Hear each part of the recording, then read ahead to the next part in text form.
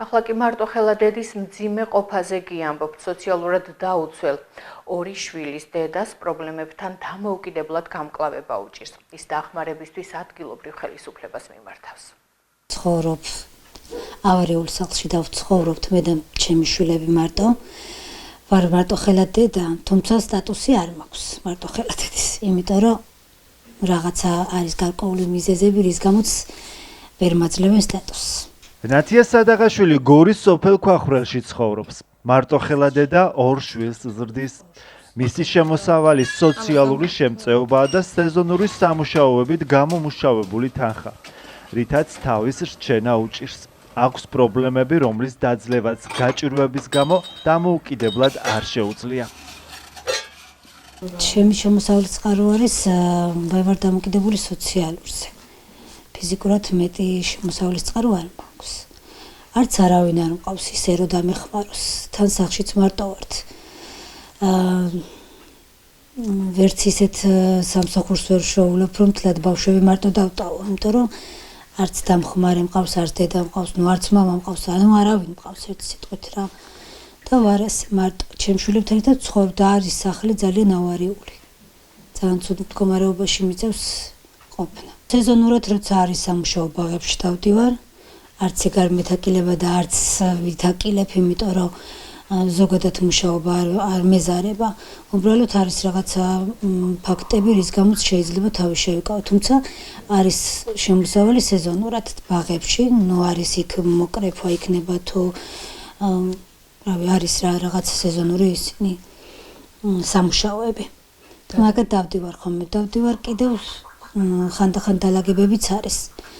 არის რამდენიმე მუდმივი კლიენტი, რომელიც ნუ ცოტა, მაგრამ მუდმივი.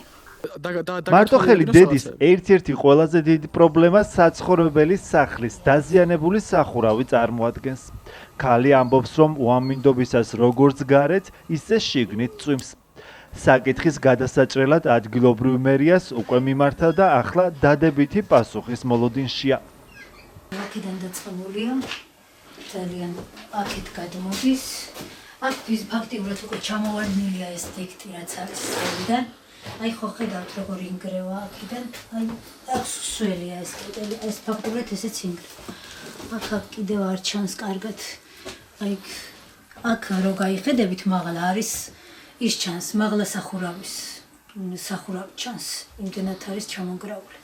გორის მუნიციპალიტეტის მერიას აქვს პროგრამები, რომლის ფარგლებში შესაძლებელია მსგავსი პრობლემების მოგვარება, თუმცა ბენეფიციარმა შესაბამისი კრიტერიუმები უნდა დააკმაყოფილოს.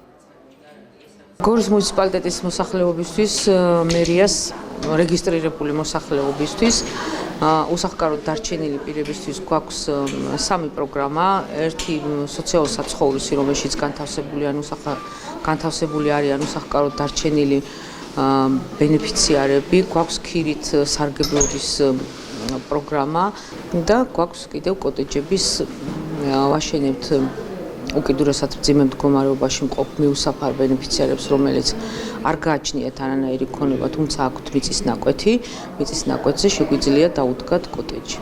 მაგრამ აქ არის რიგითობა და რიგითობის მიხედვით ხდება აი ამ კოტეჯების აშენება.